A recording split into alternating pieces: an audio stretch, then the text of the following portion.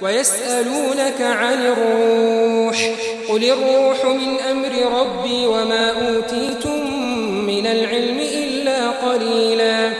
ولئن شئنا لنذهبن بالذي أوحينا إليك ثم لا تجد لك به علينا وكيلا إلا رحمة من ربك إن فضله كان عليك كبيرا قل لئن اجتمعت الإنس والجن على أن يأتوا بمثل هذا القرآن لا يأتون بمثله ولو كان بعضهم لبعض ظهيرا ولقد صرفنا للناس في هذا القرآن من كل مثل فأبى أكثر الناس إلا كفورا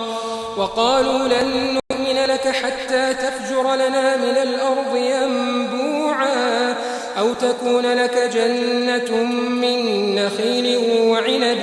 فتفجر الأنهار خلالها تفجيرا أو تسقط السماء كما زعمت علينا كسفا أو تأتي بالله والملائكة قبيلا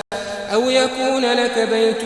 من زخرف أو ترقى في السماء ولن نؤمن لرقيك حتى تنزل علينا كتابا نقرأه قل سبحان ربي هل كنت إلا بشرا رسولا